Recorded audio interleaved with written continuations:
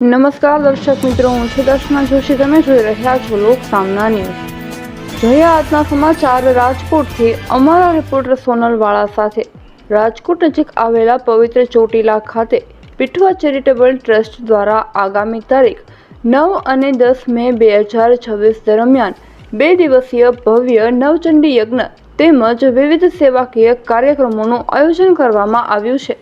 આ કાર્યક્રમ સમસ્ત વિશ્વકર્મા સમાજના સંગઠન અને કલ્યાણ માટે તથા સમાજમાં એકતા અને સહકારની ભાવના વિકસે તેવા ઉમદા હેતુ સાથે યોજાઈ રહ્યો છે.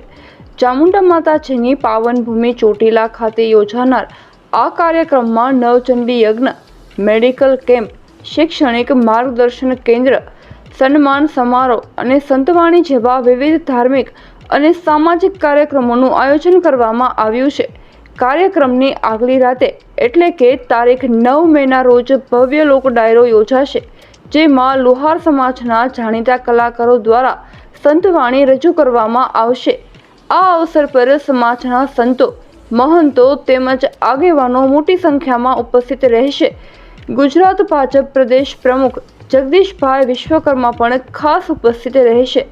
કાર્યક્રમની વિગત મુજબ તારીખ 10 મે 2026ના રોજ સવારે 8 કલાકે નવચંડી યજ્ઞનો પ્રારંભ થશે અને સાંજે 5 કલાકે પૂર્ણાહુતિ કરવામાં આવશે. ત્યારબાદ મહાઆરતી અને મહાપ્રસાદનું આયોજન રહેશે.